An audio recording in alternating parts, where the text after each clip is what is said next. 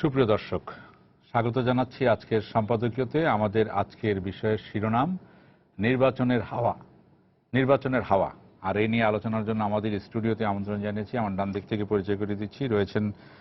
আমার প্রথমে রয়েছেন রাজনীতিবিদ ও সাবেক তথ্য প্রতিমন্ত্রী অধ্যাপক ডক্টর আবু সাঈদ।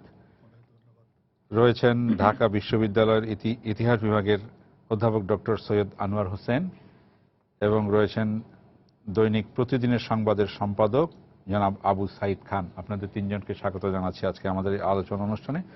দর্শক, জানিয়ে রাখি, আপনারা আলোচনায় অংশ নিতে পারবেন। এর জন্য আপনাদেরকে ফোন করতে হবে। আপনারা যে নম্বরগুলো পর্দায় দেখতে পারবেন সেই নম্বরে, এছাড়া ফেসবুক অথবা SMS এর মাধ্যমে আপনাদের মন্তব্য সরাসরি অনুষ্ঠানে পাঠাতে পারবেন। আলোচনা শুরু করার আগে এখন পর্যন্ত যে শিরোনামগুলো আছে সেগুলো আমরা একটু দেখে নিই। কাজের মাধ্যমে জনগণের আরও কাছাকাছি যেতে আওয়ামী লীগের জেলা নেতাদের নির্দেশ প্রধানমন্ত্রীর।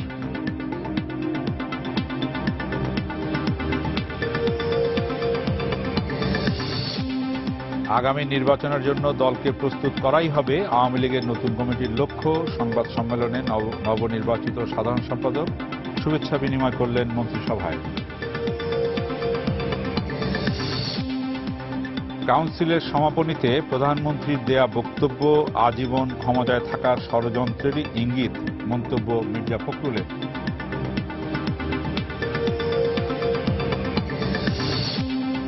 খেতাবপ্রাপ্ত ও যুদ্ধাহত মুক্তিযোদ্ধাদের ভাতা বাড়ল দ্বিগুণেরও বেশি। গত জানুয়ারি থেকেই কার্যকর, উচ্ছ্বসিত জাতির শ্রেষ্ঠ সন্তানরা।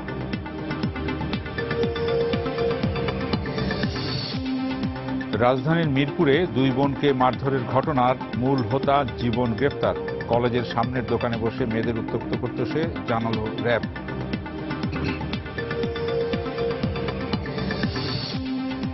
এবং স্বপ্ন জয়ের কাছাকাছি এসেও হতাশায় পড়ল বাংলাদেশ।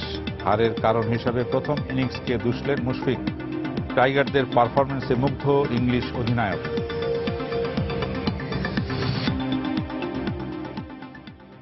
আমরা শিরোনামগুলো দেখলাম।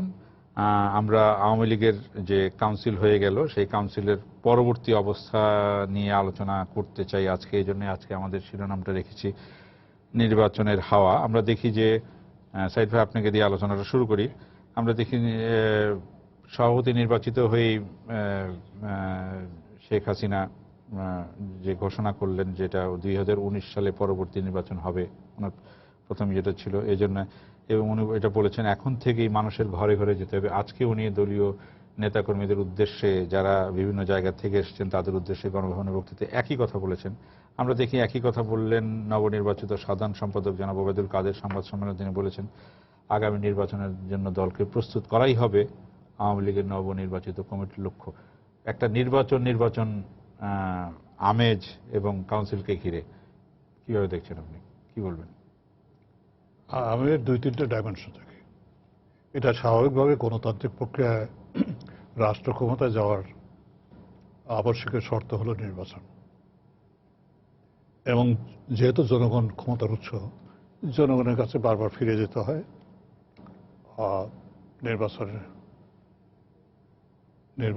নির্বাচনের পরীক্ষা দেওয়ার জন্য। জি। এবং সেজন্য জনগণের ম্যান্ডেট নিয়ে সরকার গঠন করার লক্ষ্যে নির্বাচন জরুরি। আওয়ামী লীগ নির্বাচনের কথা যে বলছে, এই বলার ভিতরে আর একটা ডাইমেনশন হলো এই, উনি কিন্তু এবার বলেছেন খুব পরিষ্কার, আমি চাই না আগামী নির্বাচন প্রশ্নবিদ্ধ হোক। জি। আমি চাই না আগামী নির্বাচন প্রশ্নবিদ্ধ হোক। তারপরে উনি বলেছেন যে কথাটা আপনি বলেছেন, আগামী নির্বাচনে জিততে হলে মানুষের কাছে যেতে হবে, মানুষের মন জয় করতে হবে, মানুষের কাছে উন্নয়নের বার্তাগুলো পৌঁছে দিতে হবে, এগুলো এবং তুলে দিতে হবে। এই কথাগুলো বলার প্রেক্ষিতে নির্বাচনে যে চিন্তা চেতনা, এগুলো নিয়ে অগ্রসর হচ্ছেন। আর একটা আনহিডেন এই কথাগুলোর ভিতরে আমি পাই, বিএনপি বারবার হুমকি দিচ্ছে তারা আন্দোলন করবে, কিন্তু যখনই দেশকে নির্বাচনমুখী করা যায় তখন আন্দোলন আর কোনো ক্রমে দানা বাঁধতে পারে না, মানুষ নির্বাচনের দিকে রওনা হয়ে যাত্রা শুরু করে। এগুলো কিন্তু ওনার কথার ভিতরে সুদূর প্রসারে একটা তাৎপর্য আছে। মানে আপনি বলতে চাচ্ছেন যে বিএনপি আন্দোলন শুরু করার যে হুমকি দিচ্ছে বা হ্যাঁ, হুঁশিয়ারি দিচ্ছে, এটাকে উনি নির্বাচনমুখী করে আমলে নিয়েই নির্বাচন দেশকে নির্বাচনের দিকে কৌশলগতভাবে নির্বাচনের দিকে দেশকে পরিচালিত করার জন্য, দেশকে ধাবিত করার জন্য উনি নেতাকর্মীদের নির্বাচনমুখী করে দেন। জি।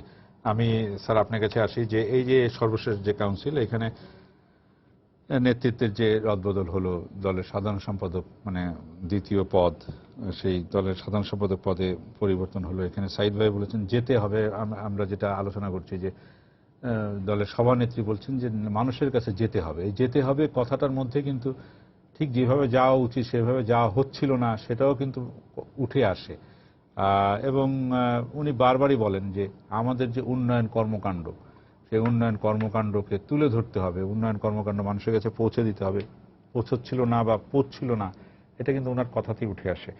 তো এই যে নেতৃত্বে পরিবর্তন, এই আগামী নির্বাচনকে সিরিয়াস ভাবে নিতে গিয়ে আওয়ামী লীগ কি তাদের এই নেতৃত্বে পরিবর্তন করলো, কি বলবেন আপনি? পরিবর্তন কথাটাই ওখানে রয়ে গেছে। উইনস্টন চার্চিল একবার বলেছিলেন যে there is nothing wrong with change if it is in the right direction. অর্থাৎ উইনস্টন চার্চিলের এই বক্তব্যের নিহিতার্থ হচ্ছে যে সঠিক লক্ষ্যে নয় এমন পরিবর্তন কাঙ্ক্ষিত নয়। তেমনি মাননীয় প্রধানমন্ত্রীর বক্তব্যের নিহিতার্থ আপনি ব্যাখ্যা যেভাবে করলেন তার সঙ্গে আমি সহমত।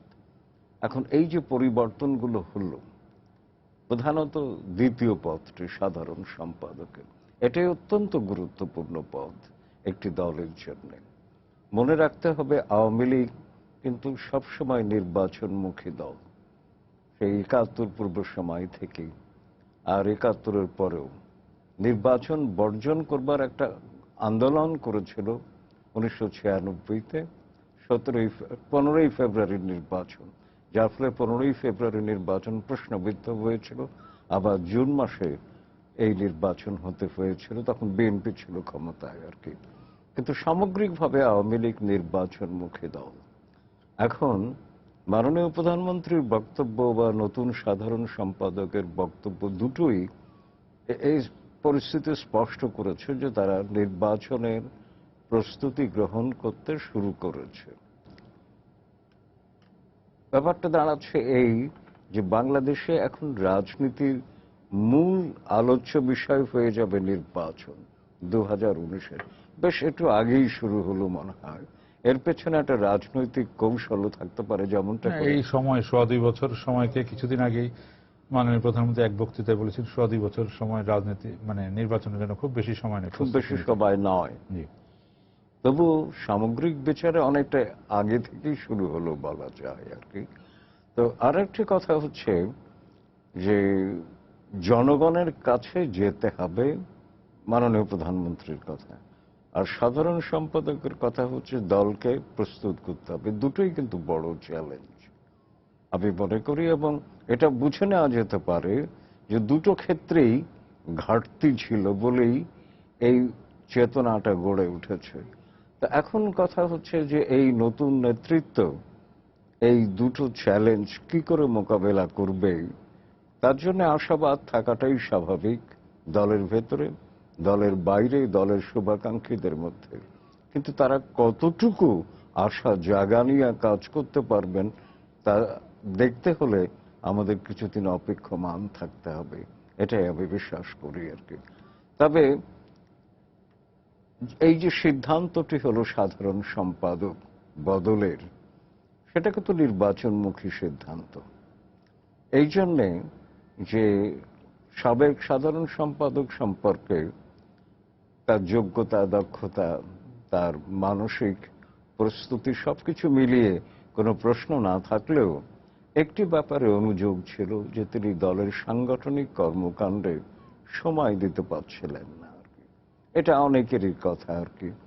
তো এখন যাকে আনা হয়েছে ওবায়দুল কাদের, তার সম্পর্কে প্রচলিত মত হচ্ছে যে তিনি দলের সর্বস্তরের সঙ্গে যথেষ্ট যোগাযোগ এবং ঘনিষ্ঠতা রক্ষা করেন। আমার কাছে মনে হয় যে সেই কারণেই দলের সভানেত্রী হয়তোবা ইঙ্গিতেই বুঝিয়ে দিয়েছিলেন যে নতুন সাধারণ সম্পাদক কে হবেন। এবং আরেকটি কথা হচ্ছে, আমরা একটি পত্রিকায় লক্ষ্য করলাম যে সৈয়দ আশরাফুল ইসলাম ওবায়দুল কাদের নয়, বরং অন্য অনেক 2-3 জনের নাম মাননীয় প্রধানমন্ত্রীর কাছে প্রস্তাব করেছিলেন। তাতে মনে হয় যে অন্তরালে এই সাধারণ সম্পাদক হবার অন্তরালে অনেক কিছু ঘটে গেছে, কিন্তু শেষ মুহূর্তে আমরা দেখলাম সৈয়দ আশরাফুল ইসলাম এই সাধারণ সম্পাদকের পদে ওবায়দুল কাদেরের নাম প্রস্তাব করলেন। তো কাজে ব্যাপারটা যতটা সরল রৈখিক আপাত দৃষ্টিতে মনে হচ্ছে ততটা নয়।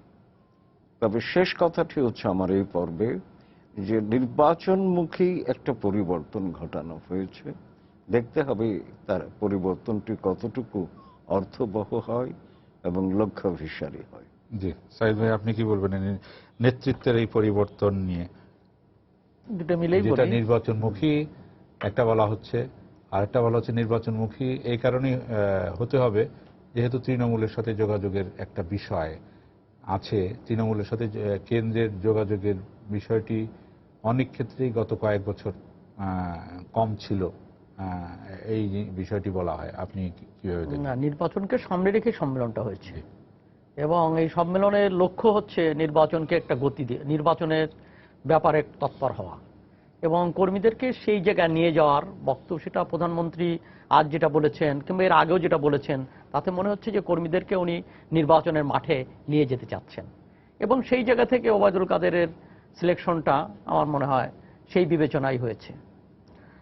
আর একটা হচ্ছে যে এখানে হলো যে এই সরকারের তো বিভিন্নভাবে ধরেন একটা ভাবমূর্তি হয়েছে এবং সেই ভাবমূর্তি এবং সরকারের অনেক ক্ষেত্রে তার কৃতিত্ব আছে, কিন্তু একটা জায়গায় প্রশ্নবিদ্ধ হয়ে আছে, সেটা না, হচ্ছে যে এই ভাবমূর্তি কৃতিত্ব এই বিষয়গুলো কিন্তু প্রচার কম পায়।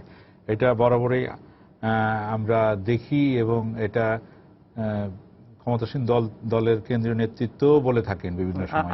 আমি সেই জায়গায় আসছি। তো ব্যাপারটা হচ্ছে যে কিন্তু এখানে প্রবলেমটা হচ্ছে যে নির্বাচনের পর সরকার দাঁড়িয়ে আছে, সেই নির্বাচনটা প্রশ্নবিদ্ধ। তো সেই জায়গা থেকে এই সরকারের তার ভাবমূর্তিকে আরো উজ্জ্বল করতে হলে, তার বর্তমান অবস্থানকে আরো উজ্জ্বল করতে হলে কিংবা সামনের দিকে এগিয়ে নিয়ে যেতে হলে একটা ক্রেডিবল ইলেকশনটা খুবই গুরুত্বপূর্ণ। সরকার উনি বলেছেন প্রশ্নবিদ্ধ করতে চাই না। হ্যাঁ, চাই না, অর্থাৎ উনি একটা ক্রেডিবল একটা গ্রহণযোগ্য নির্বাচনের দিকে যাচ্ছেন এবং সেই জায়গাটা দিয়ে আগামীতে সেই নির্বাচনটা এখানে একটা নির্বাচনে আর একটা বিষয় হচ্ছে যে গত নির্বাচনে বিএনপি অংশগ্রহণ করেনি। তো অর্থাৎ এবারে নির্বাচনে এটা স্পষ্ট হয়ে গেছে যে কোনোভাবেই হোক বিএনপি অংশ নেবে। অতএব সেই জায়গা থেকে নির্বাচনটা আপনি কি এটা বলতে যাচ্ছেন যে 2014 সালের 5ই জানুয়ারি নির্বাচনে বিএনপি অংশ নেবে না, এটা মানে মোটামুটি মোটামুটি স্পষ্ট হয়ে যাওয়ার কারণে আগে সেই সাংগঠনিক তৎপরতা এতটা ছিল না, এখন যেটা হয়েছে যে সামনে নির্বাচনে অংশ নিবেই, সেই নির্বাচনে তো বিএনপি অংশ না নেওয়ার মধ্য দিয়ে তো সেখানে আওয়ামী লীগের জন্য খুব সহজ ব্যাপার ছিল, মানে একপক্ষিক নির্বাচন হয়েছে। সেই নির্বাচনটা একপক্ষীয় নির্বাচন হয়েছে যেহেতু মাঠে প্রতিদ্বন্দ্বী ছিল না। কিন্তু এটা তো ভোটের বিচারে আজকে বিএনপি সাংগঠনিকভাবে যতটাই বিধ্বস্ত হোক না, আমি এটা বলতে চাচ্ছি সাইদ ভাই, যেটা এখন আওয়ামী লীগকে যতটুকু সিরিয়াস দেখছি 2014 সালের নির্বাচনের আগে এই সিরিয়াসনেসটা দেখা যায়নি। সেইটাও আওয়ামী লীগ সিরিয়াস ছিল, কিন্তু নির্বাচনের সেখানে ব্যাপারটা হলো কি যে তখন বিএনপিকে আন্দোলনের মোকাবেলা করাটাই ছিল তাদের কৌশল, নির্বাচনে নয়। যে বিএনপি সেখানে এবং বিএনপির লক্ষ্যটা ছিল যে আন্দোলনের মধ্য দিয়ে অগ্রসর হওয়া এবং শেষ পর্যন্ত বিএনপি কে মোকাবেলা করার জন্য নির্বাচনে যাচ্ছে কিংবা একটা গ্রহণযোগ্য নির্বাচন হচ্ছে এই বোধটা কিন্তু হয় কাজ করে নাই এবং গত নির্বাচনটা হঠাৎ করেই নির্বাচনে যেতে হয়েছে এবং সেখানে বিএনপির ভূমিকাটা দেখবার বিষয় ছিল। কিন্তু এবারের একটা ধারণা তৈরি হয়েছে যে এবারে নির্বাচনে বিএনপি অংশ নেবে এবং বিএনপির কথাবার্তা যে বিএনপি যে সরকার উৎখাতের বক্তব্য কিংবা সরকারকে রাজপথে মোকাবেলা করা বক্তব্য থেকে সরে এসেছে। বিএনপি এখন নির্বাচনের জন্য বিএনপিও কিন্তু প্রস্তুতি নিচ্ছে এবং বিএনপির কর্মকাণ্ড দেখবেন নির্বাচনমুখী। তারা মনে করছে যে তাদের কাজটা সরকারের সঙ্গে তারা বোঝাপড়া করবে, নির্বাচনের ভিতর দিয়ে অন্য পথে তারা যাচ্ছে না। তো এই জায়গা থেকে আওয়ামী লীগের পক্ষে তো নির্বাচনের জন্য প্রস্তুতিটা খুবই জরুরি, এক। আর দুই নম্বর আর একটা ব্যাপার এখানে এই ব্যাপার যে যখন দীর্ঘদিনের সরকার এ থাকে, তখন কর্মীরা সব সরকারমুখী হয়ে যায়, সরকারের সঙ্গে একাকার হয়ে যায় এবং দল এবং সরকার আলাদা অবস্থানে থাকে না। তো সেই জায়গা থেকে দেখা যাবে যে কর্মীদের বিরাট অংশ সরকারের বিভিন্ন কর্মকাণ্ড, উন্নয়ন কর্মকাণ্ড ইত্যাদির সাথেই জড়িত, সেখানে দলীয় কর্মকাণ্ড কিন্তু সেইভাবে হচ্ছে না। তো সেই জায়গা থেকে সরকার থেকে কর্মী বাহিনীকে মাঠে নিয়ে যাওয়া এবং দলমুখী করার একটা চেষ্টা কিন্তু এই সম্মেলনের মধ্য দিয়ে হয়েছে এবং প্রধানমন্ত্রীর বক্তব্যের মধ্য দিয়ে, মানে দলনেত্রীর বক্তব্যের মধ্য দিয়ে সেটাই কিন্তু বারবার প্রতিভাত হচ্ছে এবং এখানে ওবায়দুল কাদেরও সেই কথা বলছেন। এবং সেই জায়গা থেকে আমার মনে হয় যে কমিটি গঠনের যদি অন্যান্য যে সেক্রেটারি তো বটেই, জেনারেল সেক্রেটারি তো বটেই, অন্যান্য কমিটির যে পজিশনে যে লোকগুলা আসছে সেটা মনে হয় যে নির্বাচনকে সামনে রেখেই দল সাজিয়েছে। আমার মনে হয় বাকি যে 58 জন কি 60 জন যারা নেবে সেইগুলোকে বিবেচনা রেখেই দলকে সাজাবে, সেই বক্তব্যটা, মেসেজটা সম্মেলনের ভিতর দিয়ে দেওয়া হয়েছে। জি, সাইদ ভাই আপনার কাছে আসতে চাই। আজকে নতুন সাধারণ সম্পাদক উনি সংবাদ সম্মেলনে যেটা বলেছেন যে সড়ক দেখতে গিয়ে আমাকে বিভিন্ন সময় বিভিন্ন জায়গায় যেতে হয়েছে, বিভিন্ন কথা তখন উনি শুনেছেন। উনি যেটা বলেছেন যে হ্যাঁ, দলীয় নেতা কর্মীরা তখন বিভিন্ন সময় বিভিন্ন কথা বলেছেন, কিন্তু উনি তখন মন্ত্রী হিসাবে এলাকা পরিদর্শনে গিয়েছেন, এলাকা বলতে সড়ক পরিদর্শনে গিয়েছেন এবং দলীয় নেতা কর্মীদের কথা শুনেছেন। এটা বলেছেন যে বড় দলে যেসব কথাবার্তা আমাকে শুনতে হয়েছে, সে কথাবার্তা বলতে অভিযোগ বড় দলে এগুলো থাকেই, কিন্তু উনিও তারপরে সেগুলো নিয়ে ঠিক অ্যাড্রেস করতে পারেননি, কারণ তখন এবং এখন বলছেন যে এগুলোকে হয়তো আমি অ্যাড্রেস করতে পারবো। আপনি এই বক্তব্যকে আপনি কিভাবে মূল্যায়ন করবেন? আসলে দলের ভিতরে যদি একটা টিম ওয়ার্ক থাকে, জি, সেই টিম ওয়ার্কগুলো যদি ঠিক মতো করতে পারে অথবা সাধারণ সম্পাদক করা নিতে পারে, তাহলে এই অ্যাড্রেস করার সুবিধা। আমার অভিজ্ঞতা হলো যে সমস্ত জায়গায় দলীয় কন্দল আছে, আন্তঃকন্দল আছে, সেই সমস্ত জায়গায় কেন্দ্র নেতারা গিয়ে কিংবা টিম গিয়ে যদি বসে তাদের সঙ্গে আলাপ করে তাহলে একটা সমঝোতার একটা সৃষ্টি হয় এবং সমঝোতার ভিতরে একটা ঐক্যমত সৃষ্টি হয় এবং দল শক্তিশালী হয়ে দাঁড়ায়। আওয়ামী লীগের ভিতরে নানা রকম দ্বিধাদ্বন্দ্ব, তারপর নির্বাচনের ভিতরে প্রতিদ্বন্দ্বিতা নিয়ে নানা রকম প্রশ্ন কিন্তু আছে, মানে তৃণমূল কর্মীদের ভিতরে এই প্রশ্নটা আছে। সেই প্রশ্নটা নিরসন করার প্রাথমিক দায়িত্ব বিএনপি দল গোছানোর জন্য চেষ্টা করছে, কিন্তু বিএনপির অসুবিধাটা হয়েছে তারা কাউন্সিল করার পরে বেশ দীর্ঘ কয়েক মাস চলে গেছে, এখন পর্যন্ত কাউন্সিলের রেশ কিন্তু সেই রকমভাবে সুসংগঠিত করতে পারেনি। আর যাদের আবার নিয়ে আসছে তারা আবার পদত্যাগ করে চলে গেছে, আবার এক গ্রুপ এসছে। সেজন্য দল গোছানোর প্রাথমিক উদ্যোগ যেটা কাউন্সিল করে একটা কমিটি ঘোষণা করা এবং কমিটিটাকে কাজে নামিয়ে দেওয়া, এই বিষয়টা প্রথম। একটা কর্মপরিকল্পনা দরকার, সাংগঠনিক একটা কর্মপরিকল্পনা যদি থাকে প্রত্যেক ডিস্ট্রিক্টে কিংবা প্রত্যেক জেলায় কিংবা উপজেলায় গিয়ে যে কন্দল আছে এটা অস্বীকার করার কোনো উপায় নেই এবং সে কন্দলটা নীতিগত আমরা খুব বেশি দিন আগে না ইউপি নির্বাচনের সময় তো দেখেছি সেটি প্রতিটি প্রথম দলীয় ভিত্তিতে প্রথম নির্বাচন হলো ইউপি নির্বাচন এবং প্রায় প্রতিটি জায়গাতেই বিদ্রোহী প্রার্থী ছিল। হ্যাঁ, এবং বিদ্রোহী প্রার্থীর থাকার কারণেই যেহেতু দুটোই আওয়ামী লীগ, অতএব প্রচুর সংঘর্ষ হয়েছে এবং অনেক সংখ্যক রেকর্ড সংখ্যক নিহতের ঘটনা এবার ইউপি নির্বাচন হয়েছে। এই সমস্যাটা সমাধান করতে হবে। নির্বাচনের মাঠে নামার আগে সাংগঠনিক যে কন্দলগুলো আছে কিংবা সমস্যা সংকটগুলো আছে এটা সমাধান করতে হবে এবং নবনির্বাচিত সাধারণ সম্পাদক ওবায়দুল কাদের সাহেব সেই কথাটা বলেছেন। আজকে উনি বলেছেন যে আমার প্রথম কাজ হবে সংগঠনকে মানে গোছানো, যেখানে কন্দল আছে সেখানে যাওয়া এবং সেই সংকটের সমস্যার সমাধান করা। যথার্থভাবে বলেছেন আমি মনে করি। এইটা করার পরে তারপরে দলকে সাইদ সাহেব যেমন বললেন যে কথাটা, দলীয় নেতাকর্মীরা সব এখন আছে হলো উন্নয়ন কর্মকাণ্ডের সঙ্গে জড়িত, সেখানে অনিয়ম দুর্নীতি অমক টমক এগুলো হয়ে থাকে, সেগুলো হয়েছে আছে। এই সংসদীয় কমিটিতে পরশুদিনে ধরেন টিআর কাবিখা, তারপরে হলো চাল বিতরণ, এসব নিয়ে নানা কথাবার্তা আসছে দুর্যোগ ব্যবস্থাপনা সংসদীয় কমিটিতে।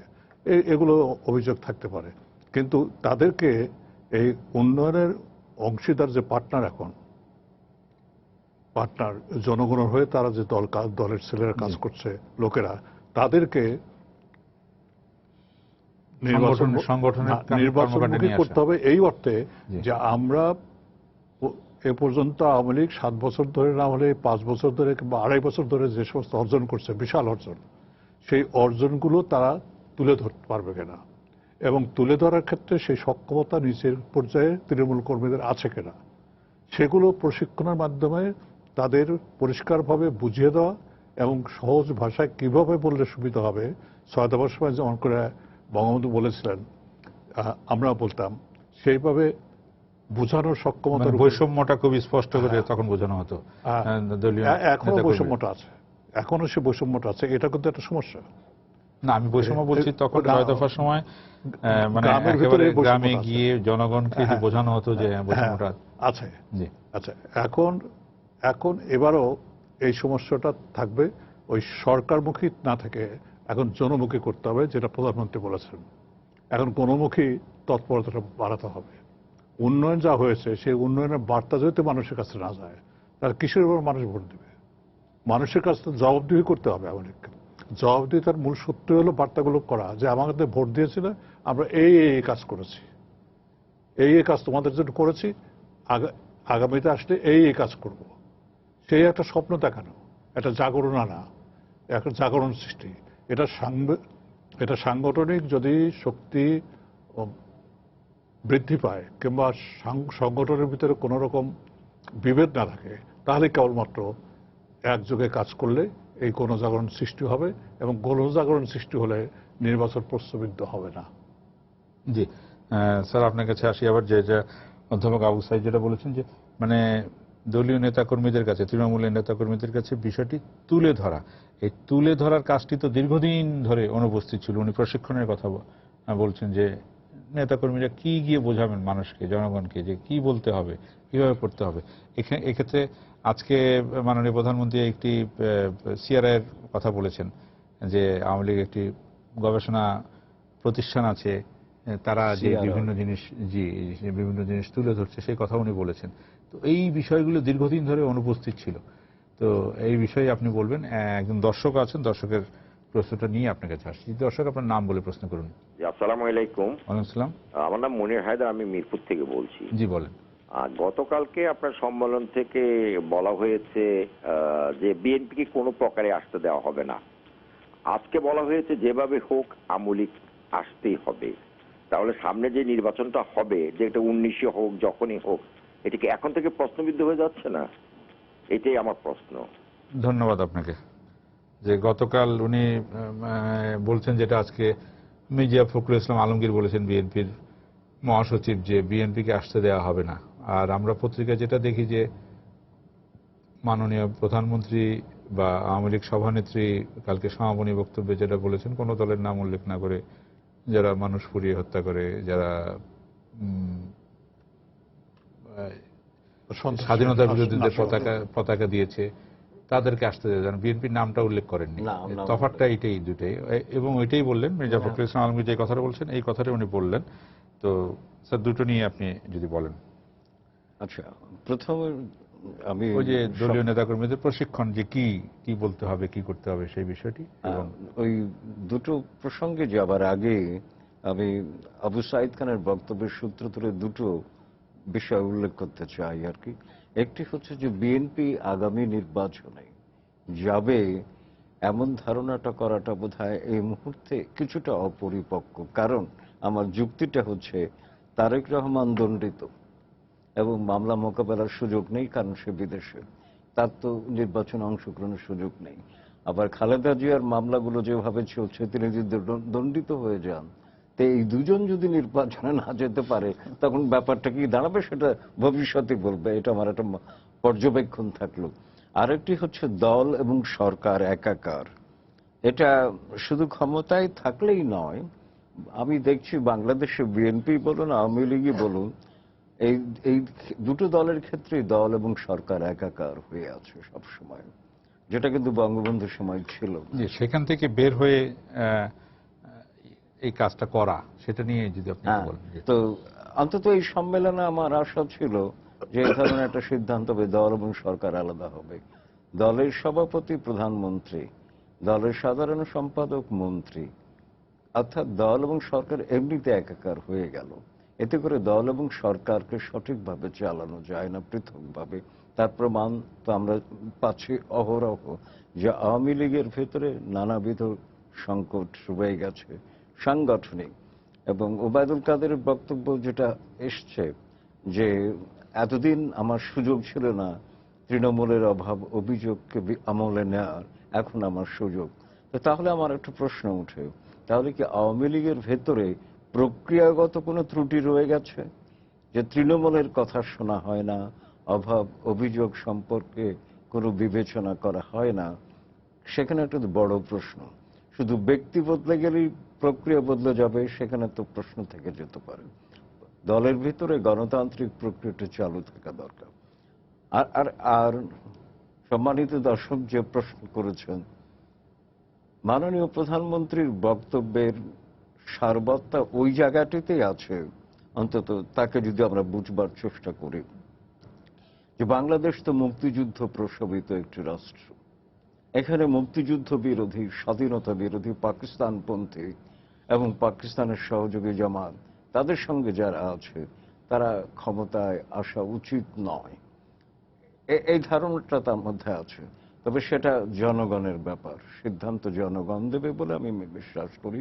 কারণ বিএনপি বা জামাত একসময় তো ক্ষমতায় ছিল, আমরা তো ঠেকাতে পারিনি আর কি। তবে এটা নির্বাচনী কৌশল হবে যে তারা যেন ক্ষমতায় না আসতে পারে। এদিক থেকে আওয়ামী লীগের দৃষ্টিভঙ্গি আমি মনে করি পরিষ্কার।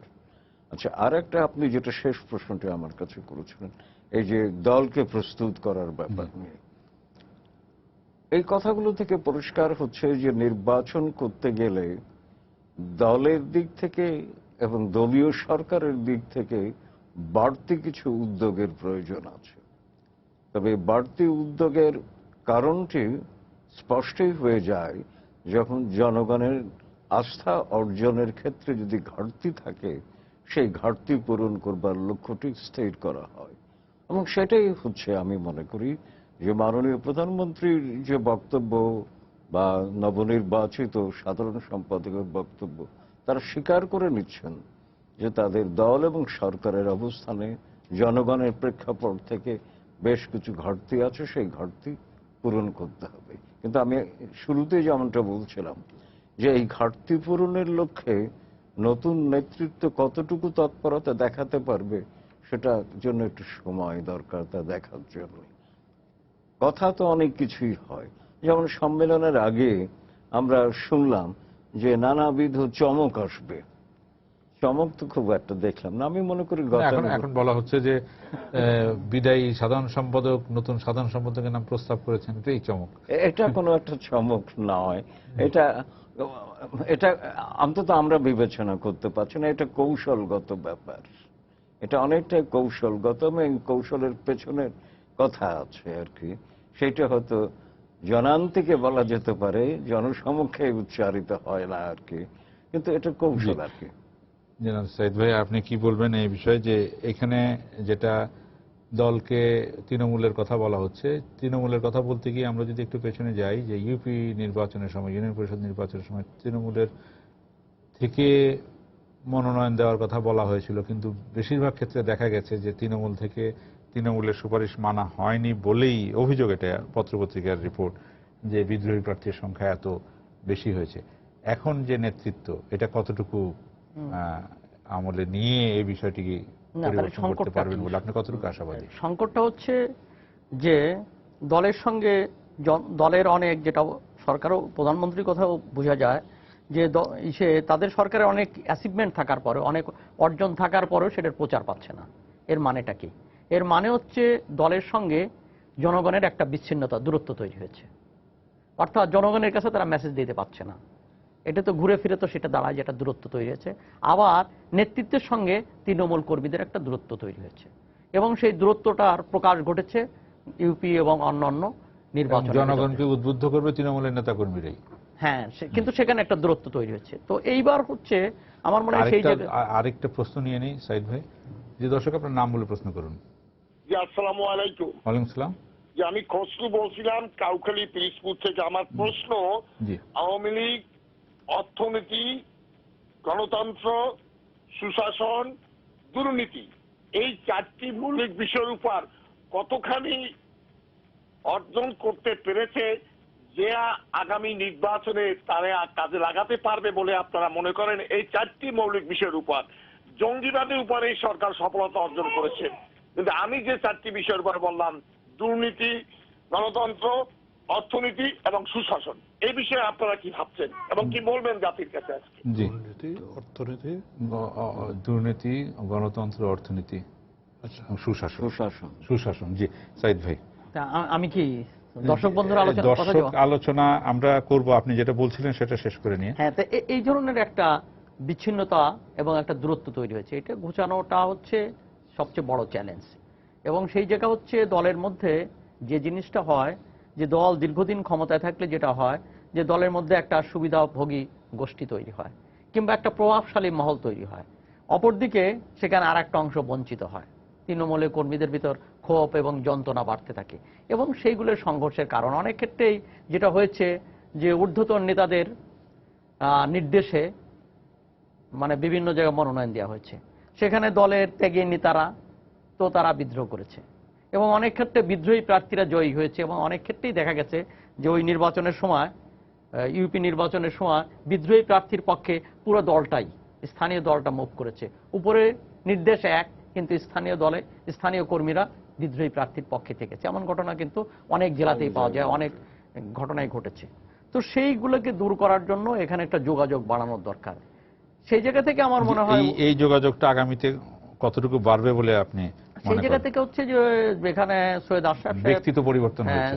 সৈয়দ আশরাফ সাহেব তো খানিকটা অতটা গতিশীল ছিলেন না। সেই দিক দিয়ে যদি আপনি বলেন, ওবায়দুল কাদের সাহেব অনেক করিতকর্মা, যে উনি দ্রুত মাঠে যেতে পারেন, ধন্যবাদ। দ্রুত আপনি এটা কর্মীদের আশা সঙ্গে করছি যে যেতে পারেন। আমি আবার আসবো সাইদ ভাইয়ের কাছে আসি। এখনো যে দর্শক প্রশ্ন করলেন, এখানে সুশাসনের কথা বলেছেন। দুর্নীতি আর সুশাসন তো মানে সুশাসন হলে দুর্নীতি থাকবে না, এটাই তো স্বাভাবিক। আর গণতন্ত্র কতটুকু প্রতিষ্ঠিত হবে, অর্থনীতির কথা বলেছেন। তো কি বলবেন আপনি? আচ্ছা, দেখেন, এই বিশ্বায়নের যুগে এবং পুঁজিবাদী অর্থনীতিতে দুর্নীতি থাকবেই, কম আর বেশি দুর্নীতি থাকবেই। দুর্নীতিকে কতখানি আমরা নিয়ন্ত্রণ করতে পারছি, সুশাসনের মাধ্যমে নিয়ন্ত্রণ করতে পারছি বিভিন্ন প্রতিষ্ঠানের মাধ্যমে, প্রাতিষ্ঠানিকভাবে, জি সেটা একটা দেখার ব্যাপার। আর একটা সুবিধা হলো এই যে ডিজিটালাইজেশনের মাধ্যমে আমি খোঁজ দিয়ে দেখেছি অনেকগুলো টেন্ডার এখন হচ্ছে, এই টেন্ডার যেগুলো টেন্ডার হচ্ছে, সেই টেন্ডার যেখানে যেখানে হচ্ছে সেখানে কিন্তু দুর্নীতিটা কমে আসছে, খুব কমে আসছে। আগে যেরকম বাক্স ভেঙে বাক্স তৈরি নিয়ে চলে গেল, টেন্ডার নিয়ে চলে গেল, তারপর ইচ্ছা মতো করলো, 10 টাকার জিনিস 100 টাকা হলো, সেরকম একটা প্রকল্প হয় না। কিন্তু এখন অভিযোগ আছে কাজ পাওয়ার পর যিনি কাজ পান তাকে অনেককে চাঁদা দিতে হয়। আচ্ছা, সেটা এই বিষয়টি করতে হয়। সেটা জি। সেটা আমাদের কাজ করতে পারেন না। জি সেটা কিন্তু আবার ভিন্ন কথা। জি আচ্ছা, আমি দুর্নীতি প্রসঙ্গে থাকি, সেজন্য কতখানি নিয়ন্ত্রণ করতে পেরেছে এবং কতখানি নিয়ন্ত্রণ করতে পারবে তার উপর নির্ভর করে। কিন্তু আমি তো দেখি যে আপনি তার এই মগবাজারে প্রথমে যে ফ্লাইওভার হলো, এর বাজেট ছিল কত? 300 কোটি টাকা। তারপরে সেটা আর একটু সামনের দিকে এগিয়ে নিয়ে যাবে, তার জন্য 1500 কোটি টাকা। আবার ওইটা দেখা গেল নকশা ভুল, এই ভুল নকশা গিয়ে আবার ভাঙতে গিয়ে আরো 80 কোটি টাকা লাগছে। তাহলে এই 10 টাকার এর ভিতরে দুর্নীতি তো অবশ্যই আছে এবং অনিয়ম তো আছে। জি অনিয়ম, দুর্নীতি এগুলো আমাদের রাষ্ট্র ব্যবস্থায়, প্রচলিত ব্যবস্থায়, সমাজ ব্যবস্থায় আছে। এটিকে এখন কতখানি নিয়ন্ত্রণ করে আমরা অগ্রসর হতে পারি, সেটা হলো বড় কথা, কিংবা ব্যবস্থা নিতে পারি, তার উপরে মানুষের পারসেপশনটা। জি। আর গণতন্ত্রের অংশটি স্যার আপনি যদি বলেন, আমাদের সময় খুব কম। যে দর্শক প্রশ্ন করলেন যে গণতন্ত্রকে কতটুকু সুসংহত করতে পারবে, বিএনপি যে আজকে বলেছে, বিএনপির মহাসচিব মির্জা ফখরুল ইসলাম আলমগীর যে গণতন্ত্রের জন্য বিপজ্জনক, উনি প্রধানমন্ত্রীর সেই কথাকে বলেছেন, যে প্রধানমন্ত্রী সেই কথাকে ওনারা বলেছেন যে জি, যেই কথাটা এই বিষয়ে যে আপনার- আজীবন তিনি থাকবেন এমন আজীবন একটা ইঙ্গিত। থাকবেন কথাটা এরকম আসেনি, কথাটা এসছে যে আমরা আগামীতে আবারও ক্ষমতায় আসতে চাই, হ্যাঁ, এই কথাটাই বলেছেন। এই এটাকেই ধরনের বিএনপি একটা অন্যভাবে কথা। যেটা বলেছে। ব্যাপারটা হচ্ছে যে আমাদের সম্মানিত দর্শক যে 4টি দৃষ্টিকোণ থেকে প্রশ্ন করেছেন তা জি, আপনি বিস্তৃত- গণতন্ত্র নিয়ে যদি বলেন যে হ্যাঁ, গণতন্ত্রের কতটুকু সেই সুসংহত বিস্তৃত হবে। আলোচনা জি। প্রসঙ্গেই কিন্তু এই প্রশ্নের উত্তর জি। দেওয়া যেতে পারে। বাংলাদেশে গণতন্ত্র যথার্থ অর্থে সূচনা হলেও 72 সূচনা হলেও তারপরে কিন্তু বিকশিত হয়নি, আমার ব্যক্তিগত মত। এবং গণতন্ত্র বিকশিত হতে গেলে যে পূর্ব শর্তগুলো প্রয়োজন তা কিন্তু নাই। আপনারা লক্ষ্য করুন যে আমরা 90-এর পর থেকে মোটামুটি একটা নির্বাচিত সরকারের মাধ্যমে ক্ষমতার হাত বদল লক্ষ্য করছি, কিন্তু নির্বাচন পরবর্তী সময় সরকার পরিচালনায় গণতান্ত্রিক রীতিনীতি কতটুকু অনুসৃত হয়েছে তা নিয়ে প্রশ্ন থাকবে।